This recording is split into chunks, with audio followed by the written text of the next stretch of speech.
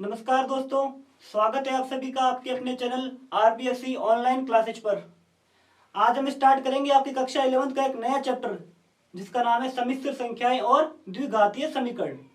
इससे पहले हमने त्रिकोणमितीय फलन वाला चैप्टर पिछली क्लास में हमने कंप्लीट कर लिया है। अगर आपने अभी तक वो चैप्टर कंप्लीट नहीं किया है तो आप जरूर देखें पिछली क्लास, और आपकी जो भी पिछली क्लास बाकी है उस चैप्टर की तो वो भी आप जरूर देखें और उस चैप्टर को अच्छे ढंग से कंप्लीट करें। आज हम स्टार्ट करें अपना अगला चैप्टर, सम्मिश्र संख्याएं और द्विघातीय समीकरण। द्विघात समीकरण पढ़ने से पहले अपने पढ़ेंगे सम्मिश्र संख्याएं क्या होती है। आपने ये संख्याएं पढ़ी होगी, मैंने लिखा सिर्फ 3। मैंने क्या लिखा? सिर्फ 3 लिखा। एक मैंने संख्या लिखी 4/5। एक संख्या मैंने लिखी √2। ये क्या है? ये आपने पढ़ रखी है।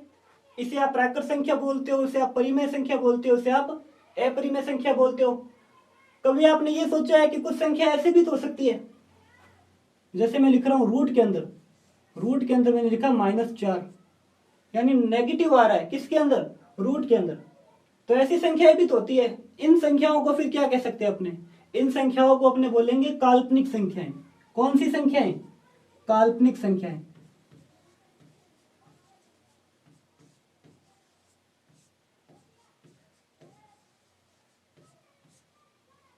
ये प्राकृत संख्या, ये परिमेय संख्या, ये अपरिमेय संख्या, और जब रूट के अंदर आ जाए माइनस तब उसे बोलते हैं काल्पनिक संख्या। फिर इसका आपने सॉल्यूशन कैसे करेंगे? सॉल्यूशन तो जैसे इसका होता है, दो प्राकृत संख्याओं का योग होता है, दो परिमेय संख्याओं का योग गुणा भाग सब होता है, अपरिमेय संख्याओं का भी होता है, तो इनका भी तो होता होगा। यानी रूट के अंदर जब माइनस आ जाए तो ऐसी संख्याएं, इनका भी तो अपने योग कर सकते हैं, घटाव कर सकते हैं, गुणा भाग, जो भी संक्रियाएं हैं जो इन पर लागू होती है वो इन पर भी तो लागू होगी, वो भी अपने सीखेंगे।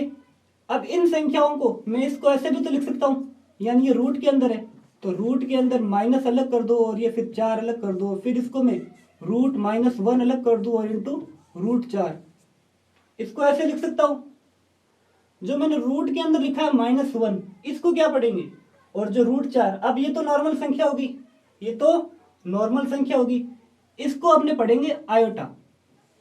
इसको अपने क्या पढ़ेंगे? आयोटा, जिसकी वैल्यू कितनी है? रूट के अंदर -1, यानी आयोटा इक्वल्स टू क्या है? रूट के अंदर -1। और बाकी जो संख्याएं हैं वो चलती रहेगी, यानी इसके साथ जो संख्याएं हैं वो चलती रहेगी। ये अपने आयोटा क्यों लिखा है? ये इसका अपने सॉल्यूशन इजी करने के लिए। ये का नाम है, रूट के अंदर जब नेगेटिव आ जाए -1 तब उसको पढ़ते हैं अपने आयोटा। क्या पढ़ेंगे अपने? आयोटा। अब सम्मिश्र संख्या क्या होती है? सम्मिश्र नाम से स्पष्ट है कि इनमें मिश्रित संख्याएं हैं, यानी इनके अंदर ये संख्याएं भी होगी जो वास्तविक संख्याएं हैं। इन सभी को आप क्या पढ़ोगे? ये जो सभी संख्याएं हैं इनको आप पढ़ोगे वास्तविक संख्याएं। इनको आप क्या पढ़ोगे? वास्तविक संख्या। अब संख्या तो ऐसी भी होगी ना कुछ जिनमें वास्तविक संख्या और काल्पनिक संख्या दोनों हो। कैसी? वास्तविक संख्या और काल्पनिक संख्या दोनों उसके अंदर हो। उन संख्याओं को क्या पढ़ेंगे अपने? उन संख्याओं को पढ़ेंगे सम्मिश्र संख्या।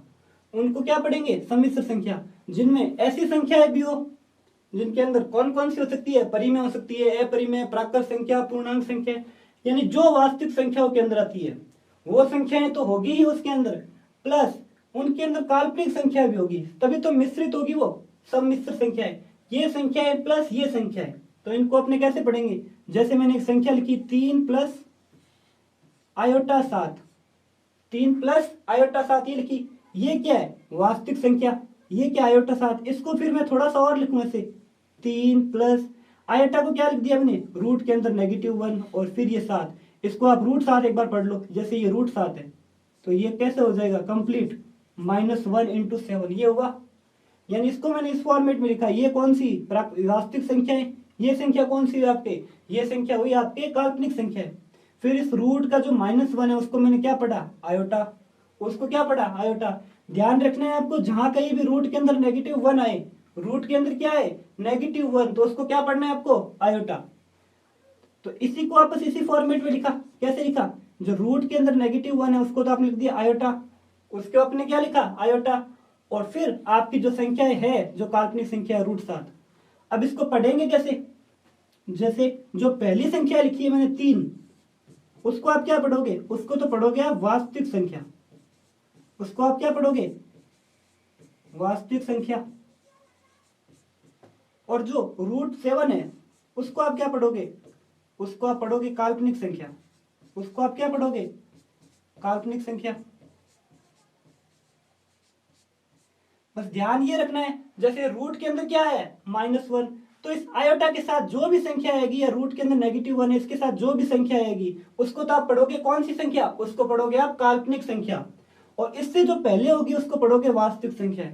जब इन दोनों संख्याओं का मिश्रित रूप आ जाए, यानी आपके पास वास्तविक संख्या भी आ जाए और आपके पास काल्पनिक संख्या भी आ जाए, ये दोनों संख्याएं जब एक साथ हो तब उसे पढ़ेंगे सम्मिश्र संख्या। तब इसको क्या पढ़ेंगे? सम्मिश्र संख्या, जिसमें ये 3 क्या है? वास्तविक संख्या, √7 क्या है? काल्पनिक संख्या। इसको एक फंडामेंटल रूप दे तो इसको सभी को एक साथ पढ़ना चाहिए। जैसे पढ़ सकते हैं a plus iota B, a plus iota B. अब यहाँ पर a और b के क्वेश्चन के अकॉर्डिंग अपने क्या होगी? वैल्यू चेंज होती रहेगी। वैल्यू क्या होगी? चेंज होगी। जिसमें a को क्या पढ़ेंगे? a तो होगा आपके पास वास्तविक संख्या। a आपके पास क्या होगी? वास्तविक संख्या। और b आपके पास क्या होगा? b आपके पास होगा काल्पनिक संख्या। b आपके पास क्या होगी? काल्पनिक संख्या। ध्यान से देखो दोबारा, जब रूट के अंदर जब भी नेगेटिव आ जाए तो वो संख्या होती है काल्पनिक संख्या है। रूट के अंदर -1 है, उसको क्या पढ़ना है? आयोटा पढ़ना है। उसको क्या पढ़ना है? आयोटा पढ़ना है। और जब वास्तविक संख्या और काल्पनिक संख्या दोनों को एक साथ लिख दे, दोनों को क्या लिखा है हमने? एक साथ, यानी 3 प्लस आयोटा √7। जब ये दोनों संख्या एक साथ आ जाए तब उनका क्या पढ़ेंगे? तब ये कहलाएगी आपके सम्मिश्र संख्याएं। ये आपकी क्या कहलाएगी? सम्मिश्र संख्याएं। ये तो होगी सम्मिश्र संख्या क्या होती है, यहां तक की बात। अब सम्मिश्र संख्याओं में भी तो प्रॉपर्टी लगती है, जैसे बाकी संख्याओं में लगती है वैसे इसमें भी होगा। इसका योग कैसे करते हैं, घटाव कैसे करते हैं, गुणा कैसे करते हैं, भाग कैसे करते हैं, ये संख्या इनमें भी तो होगी। ये सब क्या होगा? ये सब इनमें भी तो होगा। तो ये हम सीखेंगे सबसे पहले इसका बेसिक अपनी क्लास में, कि सम्मिश्र संख्याओं का योग कैसे करते हैं, उनका घटाव कैसे करते हैं, उनका गुणा कैसे करते हैं, उनका भाग कैसे करते हैं। इससे पहले अपने थोड़ा सा ये और देखते हैं कि दो सम्मिश्र संख्याएं हैं, कौन सी? एक सम्मिश्र संख्या है a प्लस आयोटा बी। एक सम्मिश्र संख्या कौन सी है? a plus iota B. और एक सम्मिश्र संख्या कौन सी है? c plus iota D. दो अलग अलग सम्मिश्र संख्याएं हैं, कौन सी? a प्लस आयोटा बी, जिसमें a क्या है? वास्तविक, b क्या है? काल्पनिक। यहाँ c क्या है? वास्तविक, और d क्या है? काल्पनिक। ध्यान आपको ये रखना है कि जो संख्या आयोटा के साथ आ रही है वही काल्पनिक है, वही काल्पनिक है। क्वेश्चन के अंदर आपको कभी कभी ऐसा मिलेगा कि वास्तविक संख्या लिखी हुई नहीं होगी, सिर्फ इतना लिखा होगा आयोटा 7, आयोटा 8, इतना ही लिखा होगा। तो उस आयोटा 7, आयोटा 8 को कैसे पढ़ सकते हैं? यानी जितना इतना ही लिखा हुआ है आयोटा 8, तो इसको आप फिर ऐसे पढ़ोगे 0 प्लस आयोटा 8, 0 प्लस आयोटा 8। यानी इसके अंदर वास्तविक संख्या कौन सी है? 0, और काल्पनिक संख्या कौन सी है? 8। मैंने यहाँ पर जो दो संख्या लिखी है a प्लस आयोटा बी और c प्लस आयोटा डी, मैं ये कहूं कि ये संख्या इस संख्या के बराबर है। ये क्या है? इस संख्या के बराबर है। मैं इसके आगे क्या लगा रहा हूं? इक्वल का साइन, यानी इसको मैं ऐसे लिख रहा हूं, जब a प्लस आयोटा बी ये किसके बराबर है? c plus iota D. ये बराबर अब कब होगा? कौन सी कंडीशन पे ये दोनों बराबर होंगे? कौन सी कंडीशन पे ये दोनों बराबर होंगे? तो ये एक ही कंडीशन पे बराबर होंगे। कब? यदि a क्या हो? c के बराबर हो। a क्या हो? c के बराबर हो। और b क्या हो? b हो आपके b के बराबर। यानी वास्तविक संख्या के बराबर हो और काल्पनिक संख्या किसके बराबर हो? काल्पनिक संख्या के बराबर हो, तभी ये दोनों संख्याएं आपस में बराबर होगी। एक में ये लिख रहा हूं कि a प्लस आयोटा b, ये क्या हो रहा है? आपके 0 हो रहा है। ये आपके क्या हो रहा है? 0 हो रहा है। तो ये एक ही कंडीशन पे 0 होगा। कौन सी पे? मान लो अगर मैं सिर्फ a को 0 रख दूं, b को 0 नहीं रखूं, a को 0 रख दूं और b को 0 नहीं रखूं, तब ये क्या कंप्लीट इसका मान 0 आ सकता है? बिल्कुल नहीं आएगा, क्योंकि ये तो 0 हो गया, लेकिन आयोटा b की तो कुछ ना कुछ वैल्यू होगी। ये 0 एक ही कंडीशन पे होगा। कब होगा? यदि a और b दोनों किसके बराबर हो?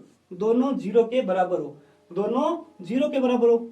तो ये एक बेसिक प्रॉपर्टी है जो हर किसी ना किसी क्वेश्चन में काम आती रहेगी। ये आपको दो याद रखनी है कि दो सम्मिश्र संख्याएं बराबर कब होगी, जब उनके वास्तविक भाग के बराबर और काल्पनिक भाग के बराबर। और एक सम्मिश्र संख्या है वो जीरो कब होगी, जब उनके दोनों भाग, दोनों कौन से, वास्तविक भाग और काल्पनिक भाग। वास्तविक भाग कौन सा है, ए, और काल्पनिक भाग बी, ये दोनों जब जीरो के बराबर होगा तो पूर्ण रूप से जो सम्मिश्र संख्याएं है कौन सी, ए प्लस आयोटा बी, वो क्या होगी आपके, वो आपके जीरो के बराबर होगी। अब हम पढ़ेंगे इसकी बेसिक प्रॉपर्टीज, यानी इसमें इसका योग कैसे करते हैं, गुणा कैसे करते हैं, इनका भाग कैसे करते हैं। तो ये सब स्टार्ट करेंगे अपने। और शुरुआत किससे कर रहे हैं अपने, शुरुआत कर रहे हैं सबसे पहले अपने, यानी इसके अंदर सम्मिश्र संख्याओं का योगफल। शुरुआत किससे कर रहे हैं अपने, सम्मिश्र संख्याओं का योगफल, यानी इसका योग कैसे करते हैं।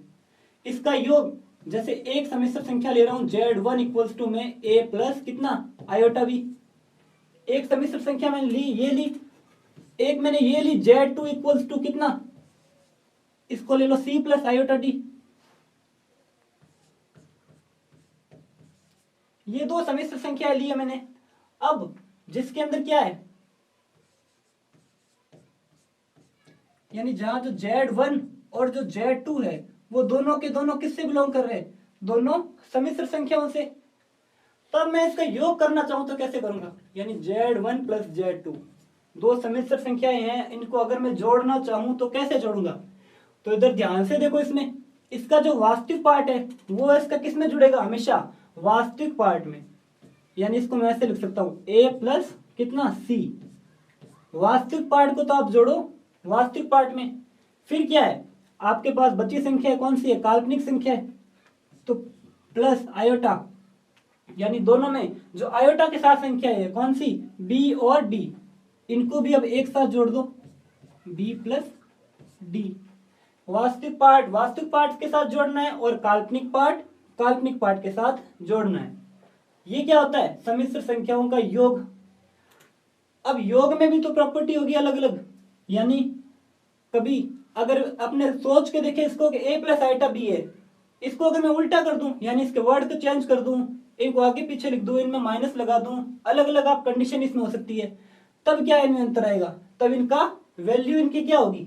तो इनको समझने के लिए अपने इसके क्या करेंगे, प्रॉपर्टी में नंबर एक प्रॉपर्टी कौन सी है, संवरक या संवरता गुणधर्म। संवरक या संवरता गुणधर्म ये क्या होती है, जैसे Z1 है वो किससे बिलोंग कर रहा है, C से, Z1 किससे बिलोंग कर रहा है, C से, Z2 भी किससे बिलोंग कर रहा है, C से। ये प्रॉपर्टी अपने किसके लिए कर रहे हैं, ये प्रॉपर्टी अपने कर ली है दो सम्मिश्र संख्याओं के योग के लिए। तो अपने कहने का मतलब ये है कि जो Z1 प्लस Z2 है, अगर ये दोनों भी इनका योग आ जाए, इनकी जो भी वैल्यू आ जाए, वो भी अगर सम्मिश्र संख्याओं के समुच्चय से बिलोंग करे, किससे करे, सम्मिश्र संख्याओं के समुच्चय से, तो अपने कहेंगे इसके अंदर कौन सी प्रॉपर्टी लग रही है, संवर्क या संवर्ता। यानी Z1 अलग, Z1 और Z2 दोनों किससे है, सम्मिश्र संख्याओं के समुच्चय से, तो इनका जो योगफल आएगा वो भी अगर सम्मिश्र संख्याओं के समुच्चय में से आ रहा है तो उसमें प्रॉपर्टी लगेगी संवर्क या संवर्ता गुणधर्म। ये प्रॉपर्टी योग इसका वास्तविक संख्या के साथ और काल्पनिक संख्या का जोड़ काल्पनिक संख्या के साथ। आगे देखते हैं इसमें, आगे इसके अंदर है साचर्य गुणधर्म। कैसा साचर्य गुणधर्म, ये क्या होता है, इसके अंदर मैं तीन ले रहा हूं वैल्यू, कौन सी, Z या Z1 ले लो, Z1 Z2 Z3, ये तीनों की तीनों किससे बिलोंग कर रही है, C से, तीनों किससे बिलोंग कर रही है, C से, यानी सम्मिश्र संख्याओं के समुच्चय में से। अब मैं कर रहा हूं पहले Z1 प्लस Z2, इन दोनों को मैंने एक साथ जोड़ा, कैसे जोड़ा, Z1 प्लस Z2 को एक साथ जोड़ा, इसका जो भी आंसर आएगा उसके अंदर फिर मैंने क्या जोड़ दिया, Z3, उसके अंदर क्या जोड़ा, Z3, यानी Z1 प्लस Z2 इन दोनों को ऐड किया, ऐड करने पर जो वैल्यू आई उसके अंदर मैंने जोड़ा Z3। तो ये किसके बराबर होगा, ये बराबर होगा कि यदि मैं Z1 को तो पहले रखूं अलग और Z2 प्लस Z3 इनको क्या कर रहा हूं मैं, साथ जोड़ रहा हूं। यानी पहले मैंने किसको जोड़ा, Z1 को जोड़ा और Z2 के साथ, फिर जो वैल्यू आई उसको किसके साथ जोड़ा, उसको मैंने जोड़ा Z3 के साथ। अब मैं जोड़ रहा हूं Z2 और Z3 को एक साथ, इसकी जो वैल्यू आएगी उसके अंदर मैं Z1 जोड़ रहा हूं, तो ये दोनों वैल्यू आपस में क्या होगी, बराबर। यानी जोड़ आप कैसे ही करो, दो को जोड़ के तीसरे में जोड़ो या दूसरी और तीसरे को जोड़ के पहले में जोड़ो, दोनों का वैल्यू, दोनों का आंसर क्या आएगा, समान आएगा। ये जो प्रॉपर्टी होती है ये कौन सी होती है, ये प्रॉपर्टी होती है साहचर्य गुणधर्म, साहचर्य गुणधर्म बोलते हैं इसको। अगला पढ़ते हैं हमने क्रम विनिमय गुणधर्म। क्रम विनिमय गुणधर्म क्या होता है, यानी दो संख्याएं हैं 3 प्लस 2 आइटा, एक संख्या है अपने पास 4 प्लस 5 आइटा, एक संख्या अपने पास क्या है 4 प्लस 5 आइटा, एक संख्या है 3 प्लस 2 आइटा। तो मैं क्या इसके अंदर ये जोड़ूं, अपने पास जो आंसर आएगा वही आंसर क्या मैं इस संख्या में ये वाली ऐड कर दूं तो आएगा क्या, ये अपने को चेक करना है। तो पहले मैं कैसे कर रहा हूं इसको, 3 प्लस 4 वास्तविक में वास्तविक ऐड किया, ये Z1 हो गई आपके पास और ये आपके पास कौन सी होगी Z2 प्लस आयोटा। अब फिर क्या आ जाएगा आपके पास 2 प्लस 5, आपके पास क्या आया 2 प्लस 5। अब इसी को मैं उल्टा कर सकता हूं क्या, ऐसे 4 प्लस 3 प्लस आयोटा 5 प्लस 2, कुछ फर्क पड़ा क्या इसमें, यानी मैंने इनका क्रम चेंज कर दिया, जो 3 था पहले था उसको बाद में लिख दिया, 4 बाद में था उसको पहले लिख दिया, इसमें कुछ फर्क पड़ा क्या, पहले भी इसका जोड़ कितना था 3 प्लस 4 7, अब भी इसका जोड़ कितना है 4 प्लस 3 7, और यहां भी पहले कितना था 7 और अब भी कितना है 7 ही है। तो इसको अपने ऐसे लिख सकते हैं कि जो अपने Z1 में से क्या जोड़ा अपने Z2, इसकी हमने शुरुआत की, तब अपने पास वैल्यू क्या है ये वैल्यू, यानी इसको अपने क्रम चेंज किया तब भी अपने पास तो यही आया 7 प्लस आइटा 7 या 7 आइटा लिख दो इसको, यानी इनको आगे पीछे करा तब भी कुछ फर्क नहीं पड़ा।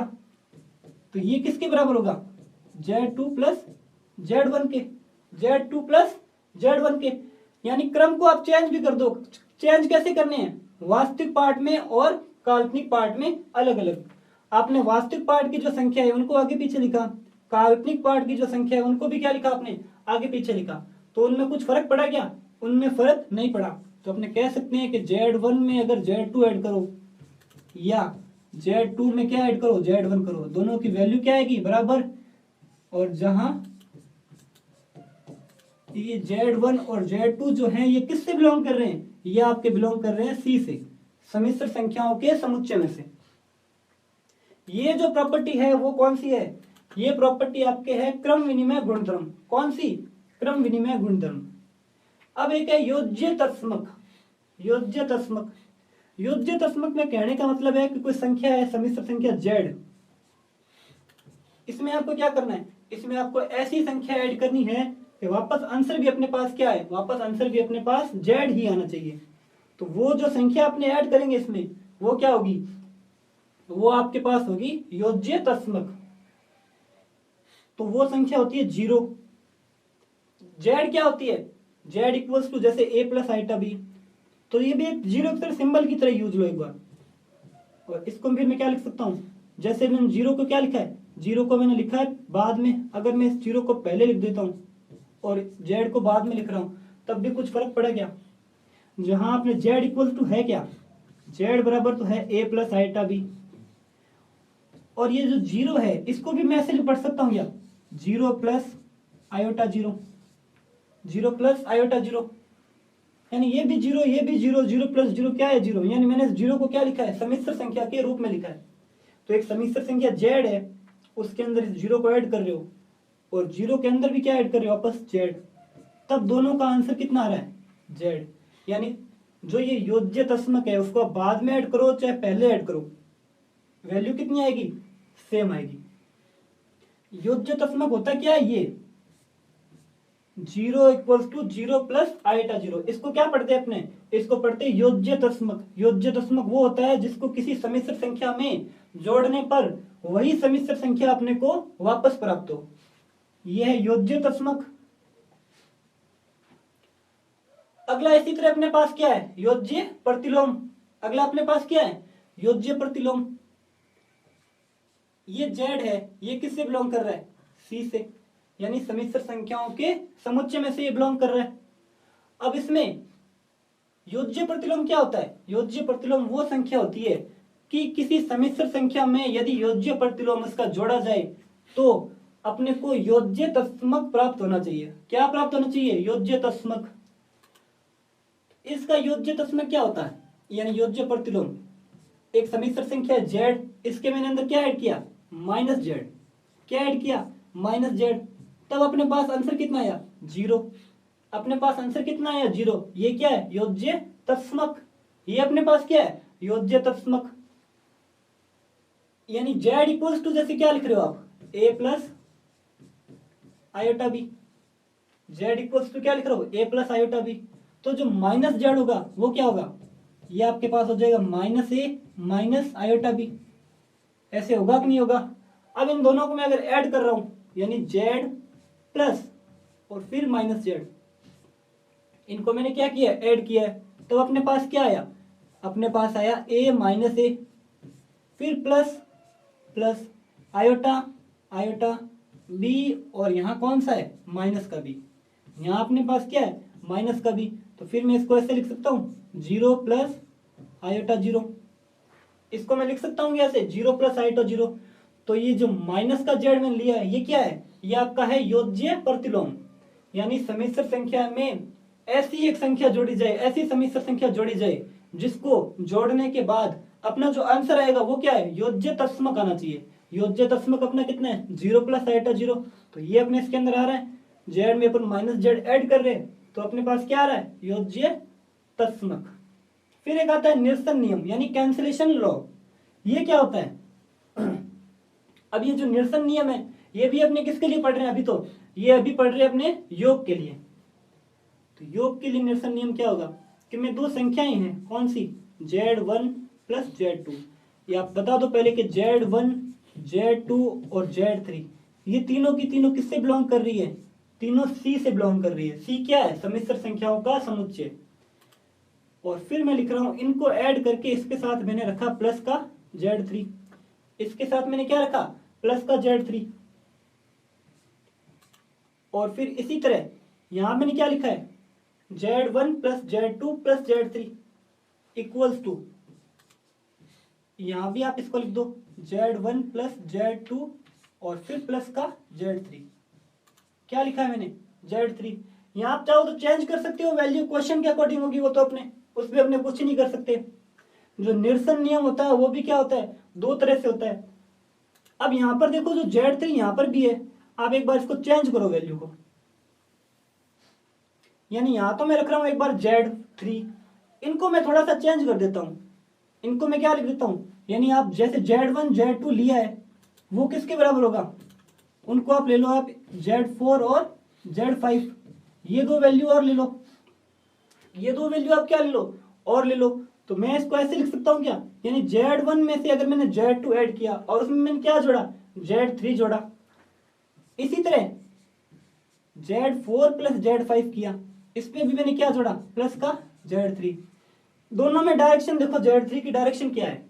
डायरेक्शन इसकी ये है, z3 भी इसकी कहाँ है? दाईं तरफ, और z3 यहाँ भी क्या है? दाईं तरफ। तो यहां से जो अपना z3 कैंसिल होगा वो होगा दक्षिण निरसन नियम। वो अपना क्या होगा? दक्षिण निरसन नियम।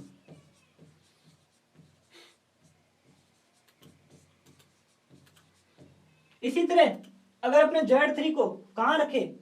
पहले रख दे, यानी यही z3 वाले को अगर मैं पहले रख दूं और यहां भी इस z3 को मैं क्या रख रहा हूं? पहले रख रहा हूं, तब क्या होगा? यानी इसको मैं ऐसे लिख दूं z3 plus z1 plus z2 equals to z3 plus z4 plus z5। अब देखो z3 की डायरेक्शन क्या है? z3 दोनों में बाईं तरफ है, तो इसको मैं क्या बोल सकता हूं? वाम निरसन नियम।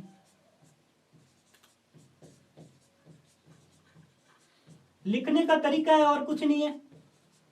क्वेश्चन के अंदर आपके कोई समिश्र संख्या है, कोई आ रही है वैल्यू जिसके अंदर आपको लग रहा है कि दोनों साइड की समिश्र संख्याओं में से कुछ वैल्यू कट रही है, तब आपको इसी फॉर्मेट में लिखना है। जैसे मान लो आपकी दाईं तरफ वाली जो इक्वेशन है इक्वल के इस साइड, वहां तो आपकी जो संख्या आप कैंसिल कर रहे हो वो आपकी दाईं तरफ है। इक्वल के इस साइड अगर आपके बाईं तरफ लिखी हुई है तो एक स्टेप बढ़ा के आप क्या करोगे? उन दोनों संख्याओं को इस फॉर्मेट में लिखोगे। यानी जो Z3 है उनको एक ही डायरेक्शन में आपको लिखना है। यहाँ भी मैंने Z3 कहाँ लिखा है, दाईं तरफ, यहाँ भी Z3 क्या लिखा है मैंने, दाईं तरफ। फिर आपको क्या करना है, ये Z3 से ये Z3 कैंसिल हो जाएगा और अपने पास क्या आ जाएगा, इसका बचा हुआ पार्ट। ये होता है आपका निरसन नियम, कैंसिलेशन लॉ। अब अपने पास दो सम्मिश्र संख्याओं का अंतर, यानी दो सम्मिश्र संख्याओं को घटाते कैसे है ये सीखना है। तो घटाने का तरीका भी वैसे ही है कि अगर Z1 और Z2 ये किससे बिलोंग कर रहे हैं, ये दोनों आपके बिलोंग कर रहे हैं C से। किससे बिलोंग कर रहे हैं, C से, सम्मिश्र संख्याओं के समुच्चय से। तो जो Z1 में से अब Z2 घटा रहे हो, Z1 में से क्या घटा रहे हो, Z2, ये भी किससे बिलोंग करेगा, ये भी आपके बिलोंग करेगा C से, ये भी आपके बिलोंग करेगा C से। और जहां C है क्या, C है आपका सम्मिश्र संख्याओं का समुच्चय। जैसे मैं क्वेश्चन लिख लेता हूं, जैसे 3 + 2 आइटा, 3 + 2 आइटा, इसमें से मैं क्या घटा रहा हूं, यानी इसको आप नाम दे दो Z1, एक इसी तरह आप Z2 लिखो, ये क्या है 2 - आइटा, ये क्या लिखा मैंने 2 - आइटा। तो आपको कहे कि Z1 में से Z2 घटाओ, तो आप कैसे घटाओगे, Z1 में से आप Z2 अगर घटाने का कहे तो पहले तो वास्तविक संख्याओं में से क्या घटाओगे, वास्तविक संख्या, यानी इसको मैं ऐसे लिख सकता हूं, पहला स्टेप तो इसका 3 + 2 आइटा, ये Z1, फिर माइनस, और फिर अपना क्या है 2 - आयोटा, ये हो गया। जैसे जोड़ में अगर किया था वैसा का वैसा अपने किस में करना है, घटाव में करना है। यानी वास्तविक संख्या में से क्या घटानी है, वास्तविक संख्या, और काल्पनिक संख्या में से काल्पनिक संख्या। तो मैं इसको ऐसे लिख सकता हूँ 3 - 2, 3 - 2। अब फॉर्मेट क्या रखना है आपको, वहां योग का फॉर्मेट था, यहाँ घटाव का फॉर्मेट है, तो बाहर भी तो अपने को ये रखना है। यानी बाहर इसका मैं अगर आयोटा रखूं ये कि माइनस आयोटा, तो फिर आपके पास क्या आएगा, फिर आपके पास इसमें से ये घटा रहा हूं मैं, तो जैसे सिंबल इसमें साइन लगे हुए उनको आप इकट्ठा कर दो बस। ये आ गया आपके पास 3 - 2, और ये आपके पास क्या आ जाएगा, इनमें से मैंने माइनस कॉमन लिया, तो ये क्या हो जाएगा माइनस इंटू माइनस प्लस, तो ये तो हो जाएगा आपके पास 1, और यहाँ क्या आ जाएगा, यहाँ आपके पास आ जाएगा -2। क्यों, क्योंकि ऊपर वाली जो वैल्यू है उसके साइन भी तो सेम होने चाहिए। यहाँ देखो -2 था, यहाँ भी कितना है -2, यहाँ ये माइनस इंटू माइनस क्या हो रहा है, प्लस आइटा हो रहा है। तो यहाँ आपके आप देखो इसमें क्या हो रहा है, माइनस इंटू माइनस, ये भी तो प्लस का होना चाहिए, तो यहाँ भी क्या आएगा आपके पास माइनस, यहाँ आपके पास क्या आएगा माइनस, और फिर यहाँ पर इसमें क्या होगा, ये प्लस का 2 आइटा, और ये कितना है आपके पास -2, ये आपके पास कितना आ जाएगा यहाँ पे 3 + 2 आइटा, और इसको अगर मैं माइनस इंटू माइनस करूँ तो ये कितना हो जाएगा आपके पास प्लस, ये आपके पास क्या हो जाएगा प्लस। यानी वास्तविक संख्या में वास्तविक संख्या घटानी है और काल्पनिक संख्या में काल्पनिक संख्या घटानी है। अब दो सम्मिश्र संख्याओं का गुणन कैसे होता है, जैसे Z1 कितना है A + आयोटा B, Z2 लिखा मैंने C + आयोटा D, ये चीज लिखी मैंने। अब मैं कर रहा हूं Z1 × Z2, ये क्या होगा आपके पास, ये आपके पास होगा A + आयोटा B इंटू कितना C + iota D, C + iota D, ये आपके पास क्या हो जाएगा। अब पहले तो आप मल्टीप्लाई करो इनको, नॉर्मली जैसे मल्टीप्लाई होती है, मल्टीप्लाई करने पर आप क्या करोगे, फिर उसको वास्तविक संख्याओं का जो आ रहा है आंसर उसको आप अलग लिखो, प्लस आइटा, और फिर जो काल्पनिक संख्याओं का आ रहा है वो अलग लिखो। तो मैं इसको ऐसे लिख सकता हूँ, इस ए की मल्टीप्लाई में से गुणा वैसी करनी है जैसे आप नॉर्मल दो ब्रैकेट की गुणा कर रहे हो। यानी पहले इस ए की गुणा मैं सी से करूंगा, फिर ए की गुणा किससे करूंगा, आयोटा डी से करूंगा। तो मैं इसको ऐसे लिख सकता हूँ ए सी, और फिर ये क्या हो जाएगा प्लस का आयोटा ए डी, ये क्या हो जाएगा, और फिर इसी तरह प्लस, अब फिर आयोटा बी की मल्टीप्लाई में करा रहा हूं सी से, तो इसको कैसे लिख सकता हूं आयोटा बी सी, और फिर ये आयोटा इंटू आयोटा क्या हो जाएगा, ये आप एक बार नॉर्मली याद रखो, आयोटा इंटू आयोटा होता है -1। आगे इसका भी टॉपिक है एक, आयोटा इंटू आयोटा क्या होता है -1। तो यहां इस आयोटा की गुणा बी की आयोटा डी से करवा रहा हूं, तो क्या आएगा माइनस का बी डी, माइनस का कितना आ जाएगा बी डी। अब क्या करना है आपको, जो वास्तविक संख्या है उनको तो आप लिख दो एक साथ, और जो काल्पनिक संख्या है उनको लिख दो एक साथ। ये आपके पास क्या हो जाएगा ए सी, और फिर ये आपके पास क्या हो जाएगा माइनस का बी डी, ये दो की वास्तविक संख्या है, plus iota A D minus का ये प्लस का बी सी। ये हो गया आपके पास क्या दो समिश्र संख्याओं का गुणन। यानी समिश्र संख्याओं की गुणा कैसे करते हैं, ए की मल्टीप्लाई आपने सी से कराई, ए की मल्टीप्लाई आयोटा डी के साथ कराई, आयोटा बी की मल्टीप्लाई किसके साथ कराई सी के साथ कराई, और आयोटा बी की मल्टीप्लाई आयोटा डी के साथ कराई। तो ये आपके पास क्या आया आयोटा इंटू आयोटा -1 और बी डी।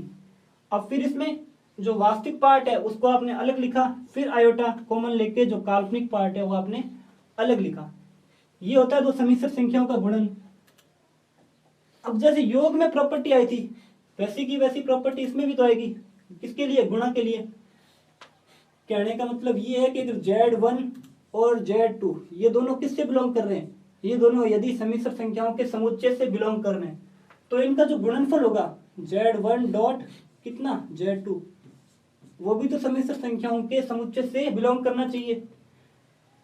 यानी ये जिस पार्ट से निकल रहे हैं, ये जिस पार्ट से बिलोंग कर रहे हैं उसी पार्ट से अगर इनका गुणनफल आ रहा है तो जो संक्रिया है यानी जो अपना गुणन संक्रिया ले रहे हैं वो अपनी क्या है संवर्त या संवर्त है। अब फिर क्या आता है साचर्य गुणधर्म। अब साचर्य गुणधर्म जैसे Z1 Z2 और Z3 तीनों की तीनों किससे बिलोंग कर रहे हैं, तीनों बिलोंग कर रहे हैं सी से। किससे सी से।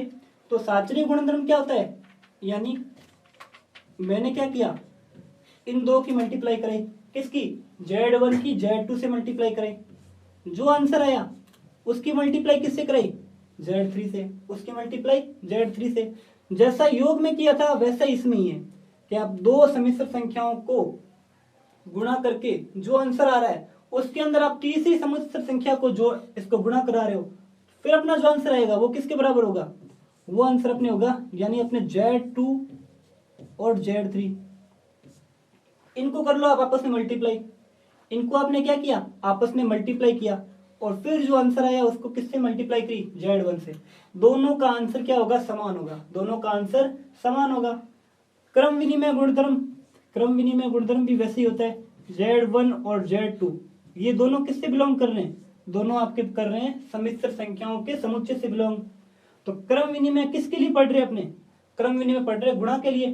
तो यदि मैं Z1 की मल्टीप्लाई किससे करा रहा हूं Z2 से, Z1 की मल्टीप्लाई किससे Z2 से, इसका जो आंसर आएगा वही आंसर आएगा अगर मैं Z2 की मल्टीप्लाई करा दूं Z1 से, Z2 की मल्टीप्लाई करा दूं Z1 से। यानी इनको आगे पीछे रख दो तब भी इसका गुणा कैसी होगी, इनकी गुणा वही होगी Z1 इंटू Z2। ये किसके बराबर होता है Z2 इंटू Z1। ये होगा क्रम विनिमय गुणधर्म।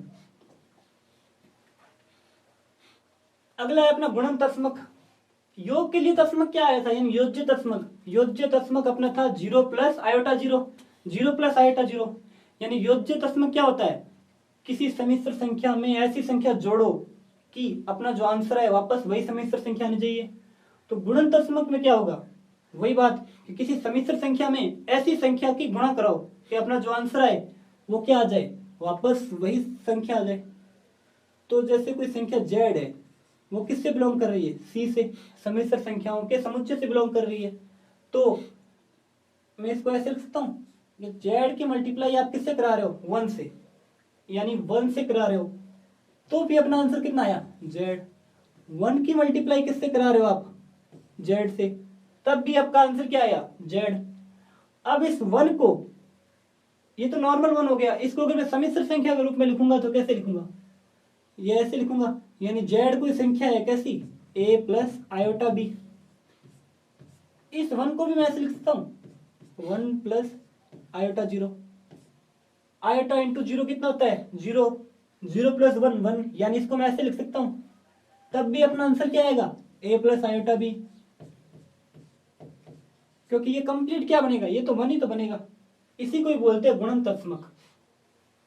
और इसी तरह अपना पास अगर मैं किससे मल्टीप्लाई, जो 1 प्लस आयोटा 0 है इसकी मल्टीप्लाई में करा दूं a प्लस किससे आयोटा b से, आगे पीछे भी हो तब भी क्या होगा, कुछ फर्क नहीं पड़ेगा, आंसर अपना वही आएगा जो अपनी समिश्र संख्या है। यहाँ अपनी समिश्र संख्या क्या है a प्लस आयोटा b, तो वही अपना आंसर आएगा। यदि आप 1 प्लस आइटा 0 की मल्टीप्लाई, चाहे तो आप दाईं तरफ से करो या फिर बाईं तरफ से करो। फिर एक आता है गुणन प्रतिलोम। योज्य प्रतिलोम क्या था कि आपके पास क्या आना चाहिए था, योज्य तत्समक, यानी किसी संक्रिया को, जैसे मैंने जेड के अंदर आप क्या इसके अंदर गुण योज्य प्रतिलोम ऐड करो, ये क्या आपका क्या आना चाहिए था, योज्य तत्समक 0। तो वैसी की वैसी बात इसमें करेंगे कि कोई गुणन तत्समक में कौन सी संक्रिया, यानी इसका गुणन प्रतिलोम ऐसा क्या होगा कि जो अपने पास अंश रहेगा वो गुणन तत्समक आना चाहिए। गुणन तत्समक अपना क्या है 1। तो ऐसी संख्या क्या हो सकती है कि यदि z बिलोंग्स टू क्या सी, समिश्र संख्याओं का समुच्चय, तो यदि इसकी मल्टीप्लाई में किससे करा रहा हूं 1/z से, इसकी मल्टीप्लाई करा रहा हूं 1/z से, तब इसका आंसर क्या होगा 1। यानी इस z से ये z कैंसिल हो रहा है। इसी तरह अगर मैं 1/z की मल्टीप्लाई किससे करा रहा हूं, इसकी मल्टीप्लाई करा रहा हूं मैं z से, तब भी इसका आंसर क्या होगा 1। यानी गुणन प्रतिलोम वो होता है कि समिश्र संख्याओं की उस गुणन प्रतिलोम से गुणा करने पर गुणन तत्समक आना चाहिए। अब जो ये 1/z होता है, इसको आप ऐसे भी तो पढ़ सकते हो z इनवर्स, यानी z की पावर यहाँ क्या है प्लस का 1, इस प्लस 1 की पावर को मैं ऊपर लेके जाऊंगा तो क्या होगा z की पावर -1। ये जो चीज है ये क्या है आपके गुणन प्रतिलोम, ये आपके पास क्या है गुणन प्रतिलोम। जैसा कैंसिलेशन लॉ वहां सीखा था वैसा का वैसा यहां भी है कि z1 z2 है, इसकी मल्टीप्लाई करा रहे हो आप किससे z3 से, किसकी मल्टीप्लाई किससे करा रहे हो z3 से दाईं तरफ से, तो वैसी की वैसी दो संख्या है कोई और ले लो आप z4 z5, इसकी मल्टीप्लाई भी आप किससे करा रहे हो z3 से। तो ये जिस एंगल से कैंसिल हो रहे हैं, यानी जिस साइड से, ये z3 किस साइड है दाईं साइड, ये भी दाईं साइड, तो इसको बोलते हैं दक्षिण निरसन नियम। किसके लिए गुणन के लिए, गुणन के लिए दक्षिण निरसन नियम। अगर यही z3 आपके क्या होगा पहले होगा तो उसको बोलेंगे वाम गुणसन नियम, वाम निरसन नियम। ये कौन सा है, ये तो आपका कौन सा है दक्षिण निरसन नियम।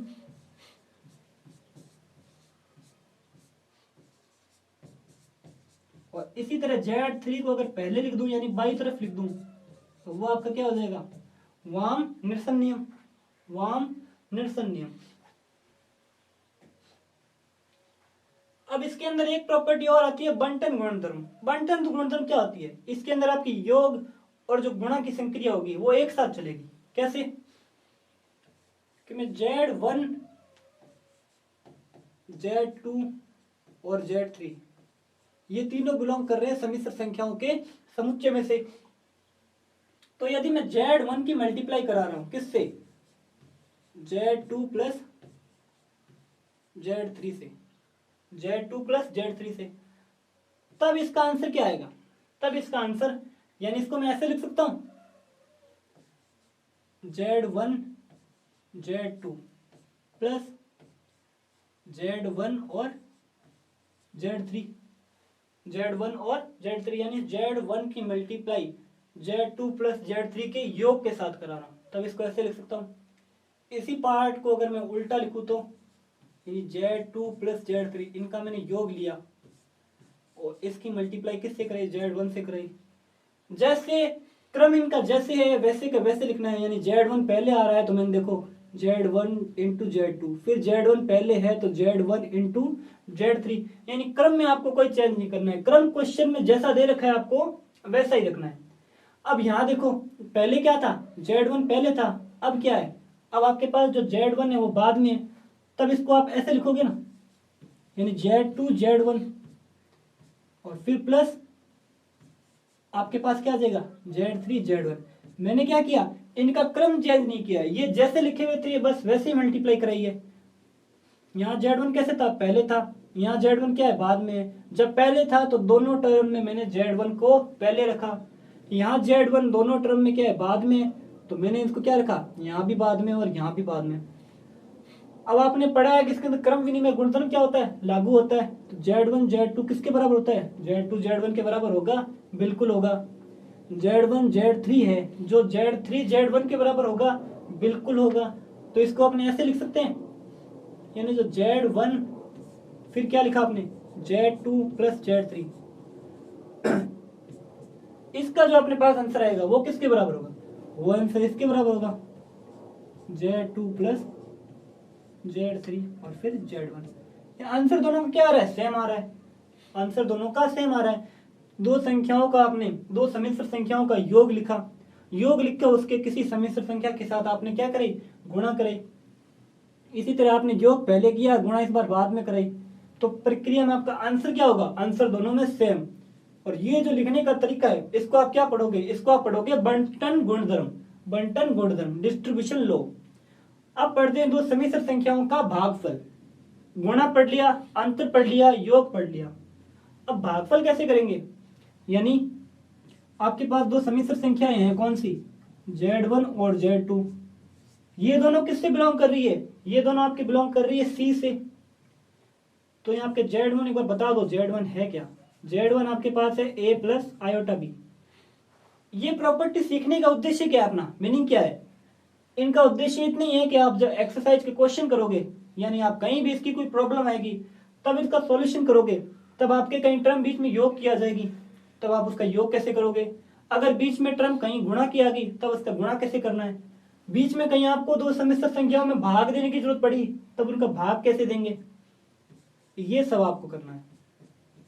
Z2 क्या होता है? C plus iota D, C plus iota D. समिश्र संख्याओं का क्या सीख रहे हैं अपने? भागफल। तो मैं इसको ऐसे लिख दूं, यानी Z1 के अंदर मैं Z2 का अगर भाग दूं तो इसको कैसे लिखूंगा? A प्लस आयोटा बी के अंदर किसका भाग दे रहा हूं मैं? C plus iota D. ये तो हो गए यहां तक। क्वेश्चन के अंदर इसको कैसे करेंगे? क्वेश्चन के अंदर कभी भी आपका ऐसा शक्ल बन जाए, ऊपर भी सही इसकी समिश्र संख्या और हर में भी आपके पास क्या है? समिश्र संख्या, तब आप क्या करोगे? जो हर के अंदर समिश्र संख्याएं हैं उसके विपरीत चिन्ह की, यानी इसकी संयुग्मी से गुणा भाग, यानी C minus iota D upon में क्या आ जाएगा? C minus iota D. ये करना है आपको, ठीक है।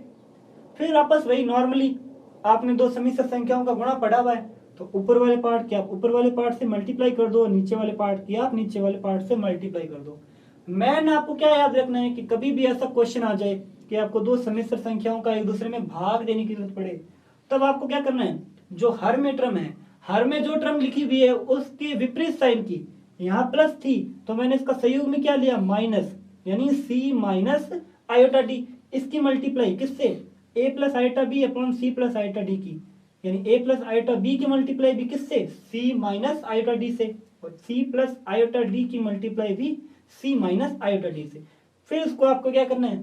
सॉल्व करना है। ये होगा आपके समिश्र संख्या का भागफल। अब क्या है अपने पास? आयोटा की घात। अब आयोटा तो एक सिंगल वर्ड लिखा आपने पहले, तो ऐसे A plus iota B. Question में कहीं ऐसा भी तो आ सकता है कि आपको आयोटा की घात मिल जाए, आयोटा की घात 1 2 3 4 ऐसे मिल सकती है, तब इसको कैसे पढ़ोगे? जब आयोटा की घात 1 हो, कितनी? 1, तब इसका आंसर कितना आएगा? आयोटा। तब इसका आंसर कितना आएगा? आयोटा। बस ये इतनी याद रखनी जितनी मैं बता रहा हूं, बाकी आप खुद ही निकाल लोगे, एकदम इजी है। अगर आयोटा की घात 2 हो तब इसका मान कितना होगा? यदि आयोटा की घात 2 है तब इसका मान होगा माइनस का 1। कितना? माइनस का 1। यदि आपके पास आयोटा की घात कितनी है? 3 है। आयोटा की घात कितनी है? 3 है। तो आप देखो इसको ऐसे लिख सकते हो, यानी मैं इसको ऐसे लिख सकता हूँ, आयोटा का स्क्वायर कर दो एक तो, और एक आयोटा बाहर रख दो, यानी इस घात को मैंने तोड़ दिया। यहाँ भी घात कितनी? 2 3 है, और यहाँ भी आयोटा की घात कितनी है? 2 प्लस 1 3 है। ये चीज आपने पढ़ ली कि आयोटा का स्क्वायर कितना होता है? -1। तो इसको फिर मैं ऐसे लिख सकता हूँ, माइनस आयोटा। इसको क्या लिख सकता हूं मैं? Minus iota. यानी आयोटा की घात 3 होगी तो इसका मान होगा माइनस आयोटा। और आयोटा की घात 4 यानी आयोटा का स्क्वायर इंटू आयोटा का स्क्वायर, ये कितना होता है? -1 इंटू कितना? -1। ये क्या आ जाएगा आपके पास? 1। बस ये 4 चीजें आपको याद रखनी है कि आयोटा की घात 1 हो तो आयोटा ही होगा, 2 हो तो माइनस का 1, 3 हो तो माइनस का आयोटा, और 4 हो तो 1। सबसे ज्यादा जरूरत है याद रखने की ये कि आयोटा की घात अगर 4 हो तब इसका मान कितना होता है? 1। तो इसी को अपने एक बेसिक क्वेश्चन के रूप में आए तो उसको कैसे याद रखेंगे? इसको आप ऐसे याद रखो, आयोटा की घात 4k इक्वल्स टू 1। यानी आयोटा की घात अगर 4 की क्या है, गुणज है, 4 की गुणज है, तब इसका मान क्या होगा 1, जहां के क्या है, के है कोई पूर्णांक, के क्या है कोई पूर्णांक। बस इतना आपने को याद रखना है कि क्वेश्चन में कहीं आ जाएगा आयोटा की घात 35, तब आयोटा की घात 35 के आप टुकड़े करो ना 4 के फॉर्मेट में। अब इसी तरह आयोटा की घात आगे बीच में कहीं 7, तब आपको क्या करना है, उसको भी आयोटा की घात 4 के रूप में लिखो ना, कि आयोटा की घात 4 डॉट आयोटा की घात 3। तो आयोटा की घात 4 कितनी होती है 1, और आयोटा की घात 3 माइनस आयोटा। बस इसीलिए आपको ये 4 घातें ही सिर्फ याद रखनी है, और इसके अलावा आपके जितनी भी घातें बनेगी वो सब आप इन्हीं से निकालोगे। किसके फॉर्मेट में, आयोटा की घात 4 के, जहां के क्या है पूर्णांक। एक ये हो गया। एक छोटा सा कंसेप्ट और है, क्या, आयोटा की 4 क्रमागत घातों का योगफल कितना होता है, 0 होता है। आयोटा की 4 क्रमागत घातों का योगफल 0, यानी एक बार वो आयोटा की घात क्रमागत घात लेनी है, यानी जो पहली घात आ रही है उससे अगली घात ही अगली टर्म में होनी चाहिए। यहाँ क्या लिख सकता हूँ मैं, आयोटा की घात n+1 प्लस आयोटा की घात कितनी n+2 और प्लस आयोटा की घात n+3।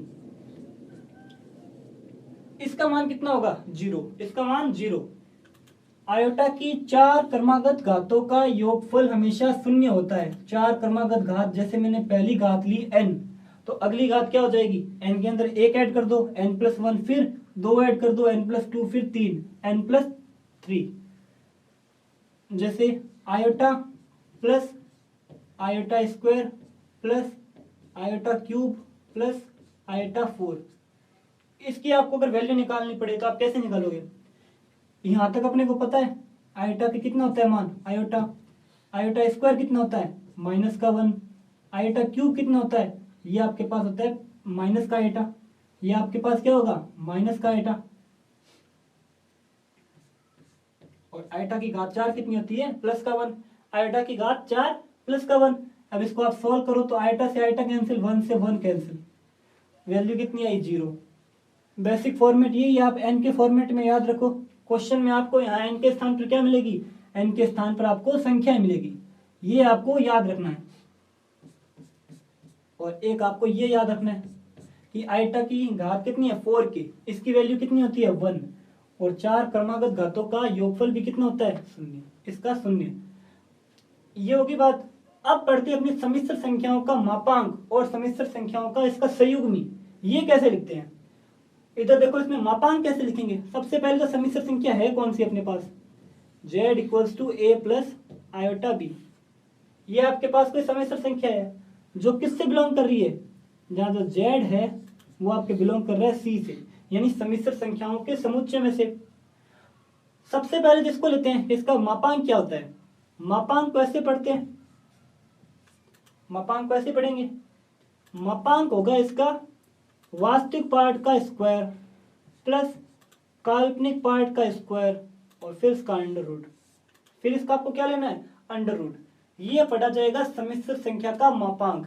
यानी क्वेश्चन में सिर्फ इतने ही पूछे आपके छोटे क्वेश्चन में कि निम्न समीकरण सम्मिश्र संख्या का क्या निकालना है, आपको मापांक निकालना है। तब आप क्या करोगे, उसके वास्तविक पार्ट का स्क्वायर, उसके काल्पनिक पार्ट का स्क्वायर, इन दोनों को क्या करना है आपको, इन दोनों को ऐड करना है और फिर इसका स्क्वायर रूट लेना है। इसका क्या लेना है आपने को स्क्वायर रूट, इसका वर्गमूल लेना है। ये तो क्या होता है इसका मापांक। एक आता है आपके पास संयुग्मी। संयुग्मी में इसी सम्मिश्र संख्या का निकालता हूं। संयुग्मी को पढ़ते हैं जेड बार से, जेड बार, इसको ऐसे लिखते हैं। यहाँ अपने पास जेड क्या है, जेड अपने पास a + आयोटा b है, तो इसका जो संयुग्मी होगा आयोटा के पहले जो भी साइन है उसका आपको क्या करना है उल्टा साइन लिखना है, a - आयोटा b। a- क्या हो जाएगा आपके पास आयोटा b, यानी आयोटा से पहले जो भी चिन्ह है उसका आपको उल्टा करना है, वो होता है जेड बार। ये तो है आपके पास क्या मापांक, ये आपके पास क्या है इसका मापांक, और ये आपका क्या है इसके पास संयुग्मी, ये आपके पास क्या है इसका संयुग्मी। मेन चीज आपको ये याद रखनी है, z = a + आयोटा b, इसका मापांक कैसे लिखते हैं। आप इसको फॉर्मूले के फॉर्मेट में भी याद रख लो। मोड z = क्या होता है रूट के अंदर a² + b², a² + b²। अगर कोई सम्मिश्र संख्या दी हुई है, अपने को क्या निकालना है, उसका संयुग भी निकालना है। तो उसको कैसे निकालेंगे, उसको पढ़ते हैं जेड बार, इसको क्या पढ़ते हैं बार, यानी ऊपर ये जो लाइन खींची है उसको पढ़ते हैं बार। तो जेड बार क्या होता है, जेड बार इक्वल्स टू होता है ए माइनस आइटा बी, यानी जहां आइटा लगा हुआ है आइटा से पहले जो भी चिन्ह है उसका उल्टा चिन्ह लगा दो। जैसे यहाँ प्लस था तो यहाँ माइनस हो जाएगा। क्वेश्चन में आप कैसे दे रखा हो 3 माइनस 2 आइटा, इसका आपको संयुग में निकालना है, तो इसका संयुग हो जाएगा 3 प्लस 2 आइटा, यानी आइटा से पहले जो भी साइन है उसका उल्टा लिखना है।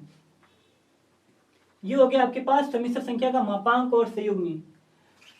अगली क्लास में हम क्या करेंगे, अगली क्लास में हम देखेंगे कि अपने जो ये फॉर्मूले पढ़े हैं, यानी इनका समिश्र संख्याओं का योग, इनका अंतर, इनकी गुणा, इनका भाग, और जो आइटा की घातें और इनके मापांक और संयुग्मी, इन सब पर आधारित अपने क्या करेंगे, क्वेश्चन करेंगे अपने।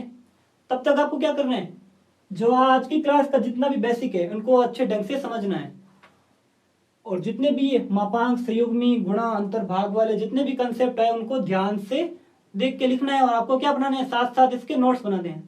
तो मिलते हैं फिर जल्दी अगली क्लास में, तब तक के लिए धन्यवाद।